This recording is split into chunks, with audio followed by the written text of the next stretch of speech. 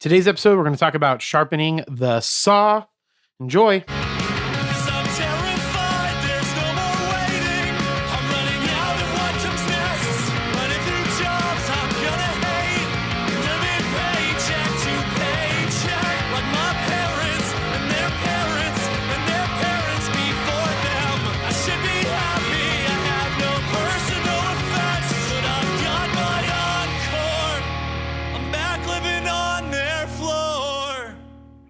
Welcome to the Age of Jeremy. My name is Jeremy Quintanilla. I am your host of this amazing, amazing show.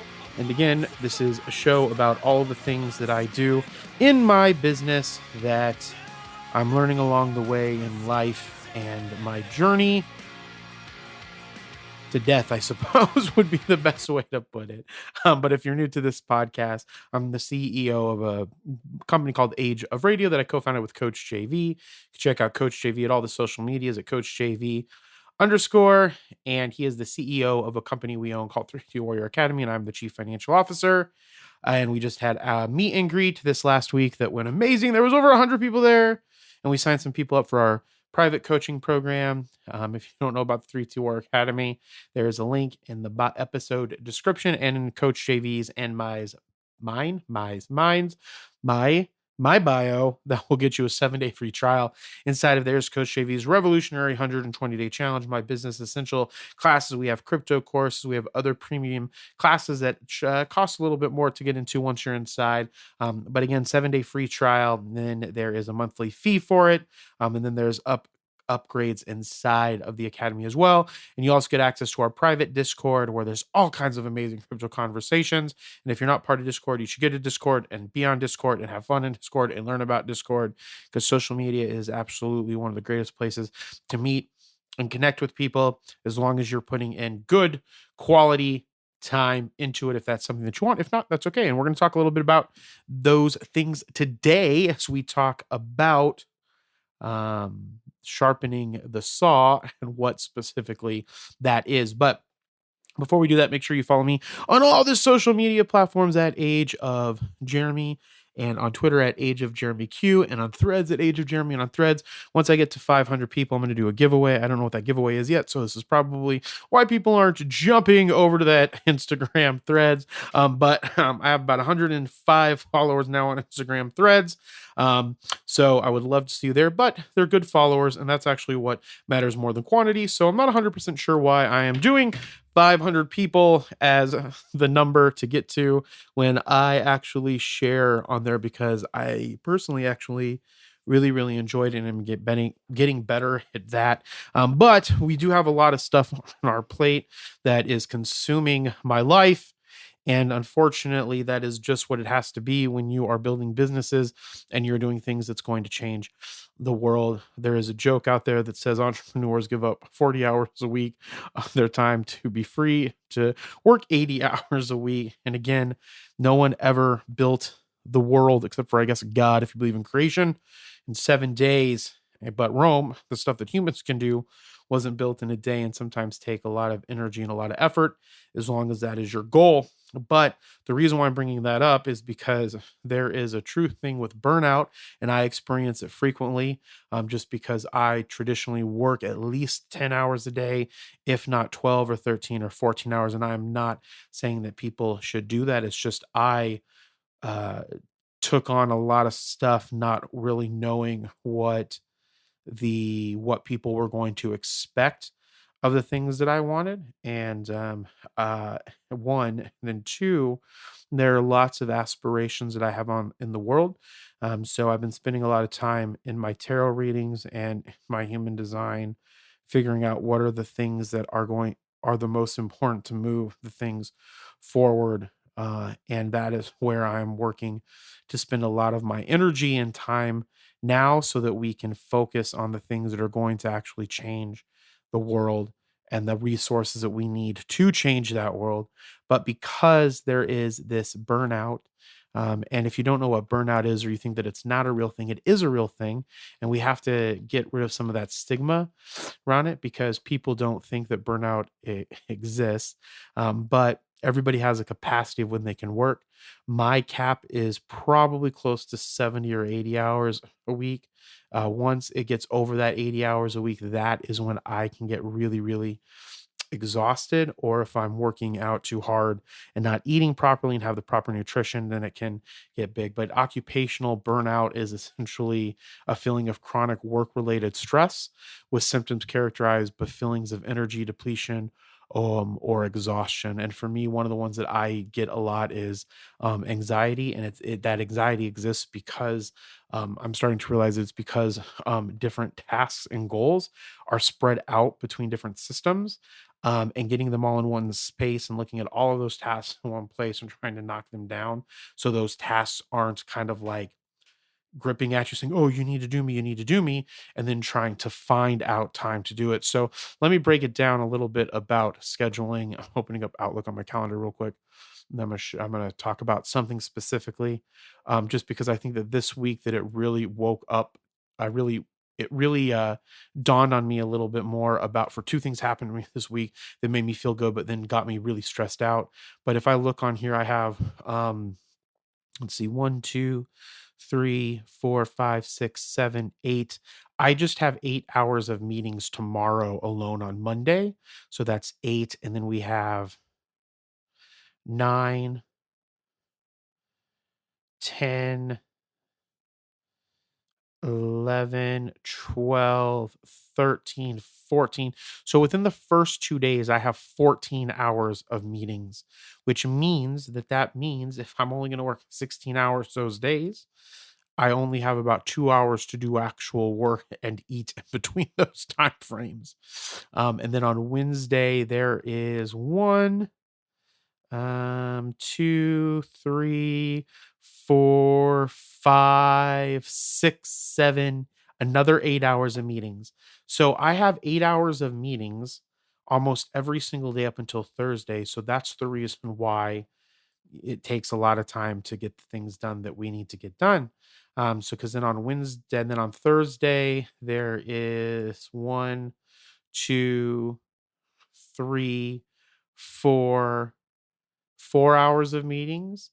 And then there on Friday, there is 1, 2, 3, 4, 5, 6 hours of meetings.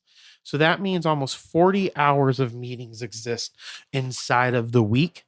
And that means that there is no way to count the time in which it takes to do the work. And that's where exhaustion comes in for me, because if I could, I would just work on the stuff that I need to work on so that I could get it done. And then I don't have to effing worry about it anymore.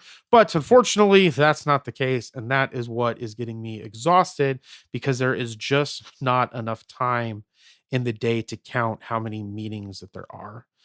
So that being said, I am going to try to free up a lot of that time to get the stuff done that we need to get done.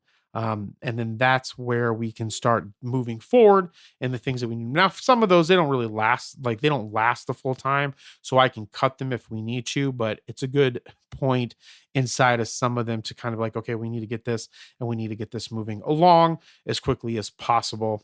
So that being said, so burnout exists, and that's a feeling of like, okay, there's not enough time to do anything, because that does not include any of the other stuff that I am doing to build like Age of Radio or to build any of those things. So that's why I think that 60 hours a week is a pretty good place, or 70 hours a week is a good place. And then to try to cut some of that time down is going to be the goal, because that is just getting a little bit ridiculous and out of hand.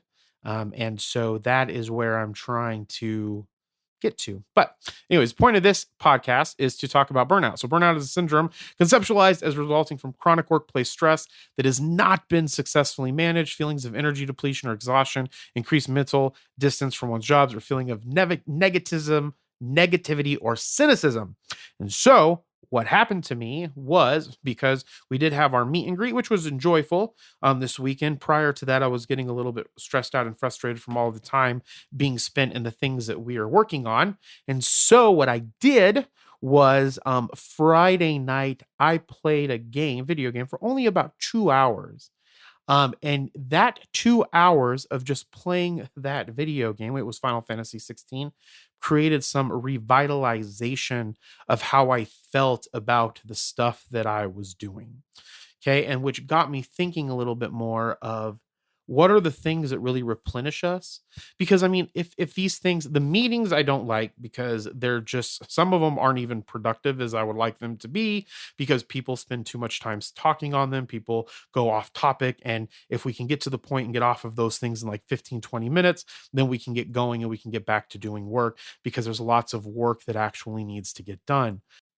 So if that time needs to be longer during the day, that's fine. But what are the things that replenish your energy and your heart and your soul? And that's what I want to talk about today. And so there is a fantastic book called 7 Habits of Highly Effective People. I've talked about this topic on the podcast again, but I just wanted to reiterate it because there's going to be new listeners coming on. This is now on YouTube, so you can watch these or listen to these podcasts on YouTube. And I think that sharpening the saw is really important. So sharpening the saw, it's a term that was coined by Stephen R. Covey, the author of the 7 Habits of Highly Effective People. And it refers to the habit of maintaining, and so there's inside of, so the sharpening the saw itself, it refers to the habit of maintaining and improving yourself in 4 specific dimensions. And that's the physical dimension, the social, emotional, the mental, and the spiritual. So by sharpening the saw, you can enhance your productivity, creativity, and well-being. So some examples of the sharpening the saw in each dimension. So I'm going to give some basic examples and then I'm going to go talk about what kind of I do inside of those. And the ones that I notice that really benefit me is those moments of enjoyment in certain things. Let me talk about them. So the 4 areas are physical, social, mental, and spiritual. Okay. So in the physical, when he talks about this in the book, he talks about exercising regularly. He talks about eating healthy, getting enough sleep, and managing stress. So the 2 that help me the most in this one are the sleep and then the exercising regularly. And we could put meditation in this, but we're going to put that meditation somewhere else. So exercising regularly is super important to me. If I do not get to work out at the times that I like to work out, I get very, very grumpy, very, very stressed out. The problem is that sometimes I go too hard when I work out or I work out too much, and then that can cause another type of problem. But the point is that that part is a good part. That helps me relieve a lot of the stress throughout the day by making sure that I get that workout in. The second one that I do that's really important is the sleep. I noticed, and I've mentioned this on some of my social medias. So if you don't follow me on social media, check me out at Age of Jeremy, wherever you get social media. And so the point is that when I monitor my sleep and it drops below that 7 hours and 15 minutes, or that between that 7.5 hours, the 7 hours and over is actually my sweet spot. I've noticed that when I get that 8 or 8.5, I don't have the same type of production. Unless that 8 hours of sleep gets me up earlier in the day, then I'm a little bit more productive. But if I get up around between 6:30 and 7 every day, if I get between 7.5 and 8 hours and 15 minutes, then I'm pretty good. And so what I do to monitor that is I use Samsung Health, and essentially in Samsung Health, it monitors most of my sleep. So like, for example, this one I haven't put in here. Let me update those. So it asked me if I was asleep between 1:20 a.m. on Sunday and 8:12 a.m. on Sunday, which was about 6 hours and 50 minutes. That's not 100% accurate. It didn't clip the beacon. Oops, actually, I hit the wrong button here. Let me see. That didn't clip the actual amount that I went to sleep, but it got up around the time that I specifically got up. So that needs to be adjusted. So you can go in and adjust it. But essentially, like if I look at this, so like this month, right? If I go into Samsung Health and I can look at the overall data. In the last 7 days, I only got 6 hours and 15 minutes of sleep a day. That's not enough for me. So that means that this week I need to do a better job getting more sleep, because over the last month, I've only got 7 hours and 6 minutes, and I want that to be between 7.5 hours and 8 hours, which means I need to start sleeping more and resting more to get that number up. And that helps me be way more productive and helps me manage that stress better that comes with working a lot. So that's the one. So those are the things that I do. One of the other ones that I know that I need to do better, and I recommend this for you, is getting the good nutrition. I have been eating not as well as I would like to. And so me trying to do that this week is going to be helpful, beneficial. And then overeating is always a big problem with me, just because in it with diabetics, you don't have the full it's Similan. I can't remember what the actual uh what the actual name is for it inside of your body that also gets produced from your pancreas, I think. And it's a hormone, I think, or uh, I can't think of the exact word, but it makes you feel full. And so that's missing in diabetics. So a lot of times they overeat, and that's something that I tend to sometimes do, and then I don't feel as strong. So knowing what my calorie is and knowing that that's okay, then I can be good. So I had to have some Gatorade Zero to make sure you're hydrated. Okay, so the next one I want to talk about is the social and emotional. This is one that really hit me yesterday because after we did the one-on-one, which I was exhausted after, I can only imagine how CJV felt with his leg. But I was exhausted afterward because it had been just a really rough week. During the week, I wrote a bunch of documents. I wrote about 30 some pages of documents up. I had done I passed a Arizona life insurance exam. And so there was just a lot of stuff that was going on during that time last week. And so I got a little bit exhausted by the end of it. But then after when we were done and I was, hanging out with Brenda and Dustin and Jana and Jackie and May and John or CJV, and who else was there? And Josh. And when we were hanging out, I just felt better. And we didn't like go and do anything, but just having that social, emotional connection, building positive relationships, being able to express yourself, right? Those are the things that help me. And so the examples that he gives, that he kind of gives in the book, are building positive relationships, expressing empathy, seeking synergy with people, developing intrinsic security. Because when we have those relationships with people, it allows us to process our feelings and be able to share those with other people, or to share that joy, or to have advice, or whatever the case is. And so while I get a lot of that on social media and through text messaging and in the virtual world, just being around the people was really, really nice.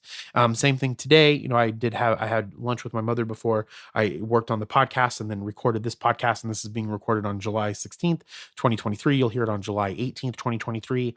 And so being in this specific situation, where I have a lot going on, just having the 2 hours with my mom really just kind of revitalized me, even though I was frustrated during that time and I need to work on that. But that frustration comes from just having an over workload of stuff that's happening and just time constantly going by when you're like, I can't catch up. And the reason why you can't catch up are because there's too many meetings. And that's why I'm not a very big fan of meetings or meeting with people. I think that you could cut a lot of it down or give it a lot of time, knowing that, the other people have stuff that they need to actually physically do. And so that's just better time management, I suppose. I guess to some extent it's time management. But anyway, so that being said, then the other thing that has come up is so sorry, not the other thing that's come up, but then the other one that they mentioned is mental health. And so mental health includes like visualizing goals, writing journals, reading books, learning new skills.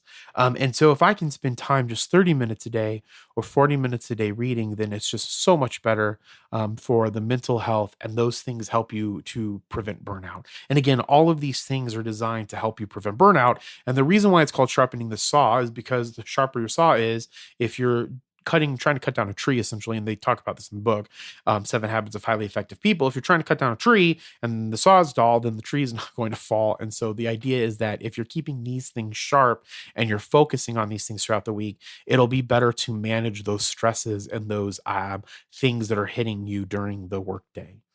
And then after mental health, there's spiritual. Oh, so for the mental health, reading a book is a really big one.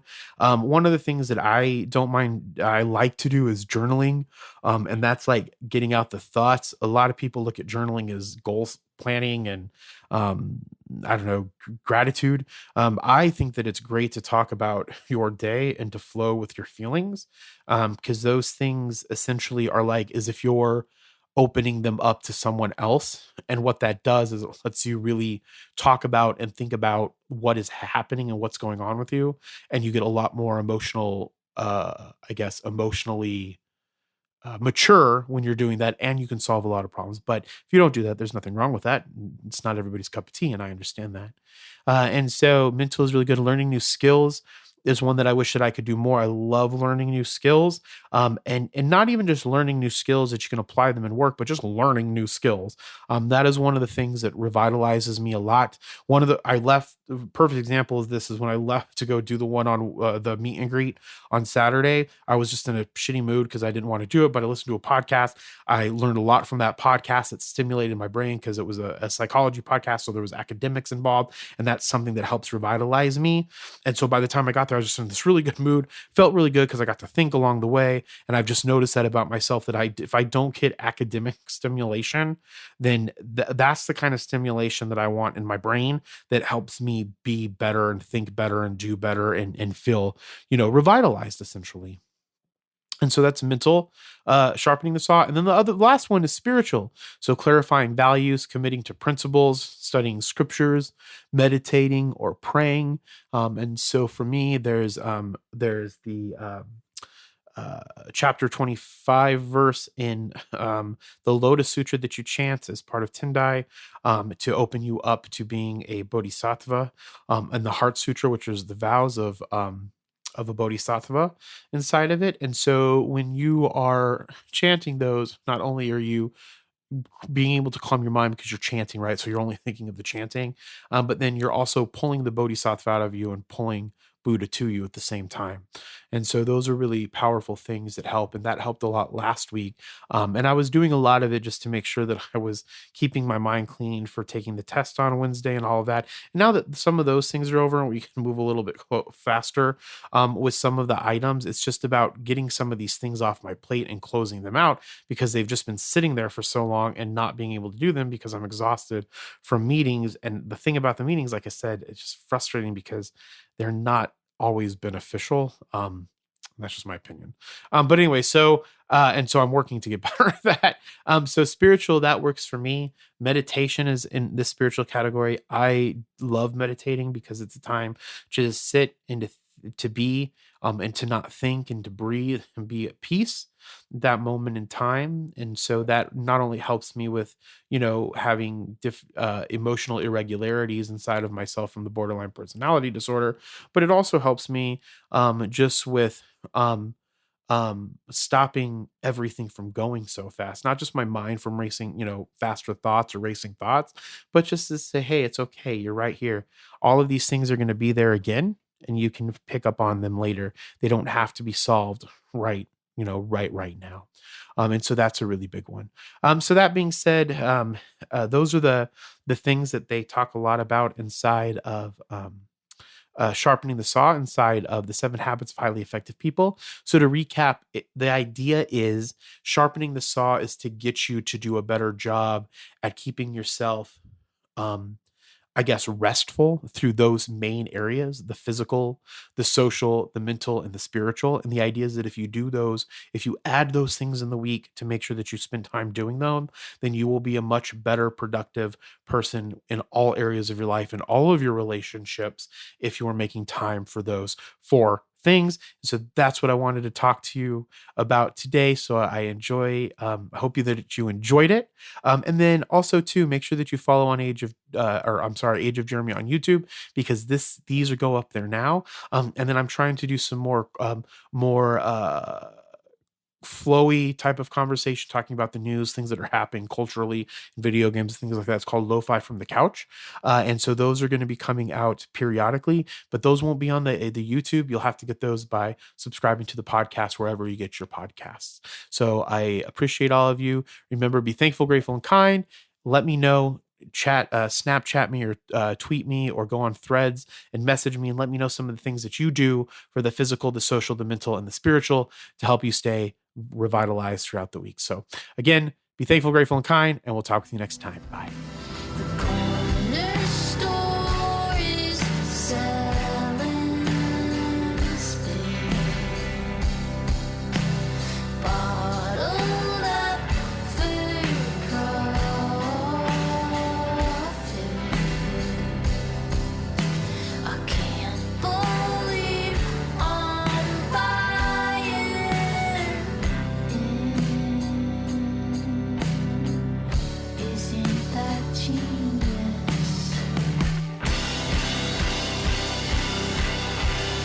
Thank you so much. I hope that you enjoyed that podcast. Again, my name is Jeremy Quintanilla. Follow me on the social medias at Age of Jeremy. If you like this podcast, please rate it on Apple Podcasts or wherever you get your podcasts. If it allows you to rate it, give it 5 stars. That gets it in front of most people. I really, really appreciate that. Also, like and subscribe if you're listening to this on YouTube. The opening song is Brave Faces Everyone by a band called Spanish Love Songs. The closing song is Illuminati Hotties by a band called by the band Illuminati Hotties. The song is called Threatening Each Other Recapitalism. I like using Neumann mics. I like using Zoom L8, which is my soundboard. I use Waves plugins, and I use Steinberg's Cubase. Again, remember, be thankful, grateful, and kind. We'll talk with you next time. Bye.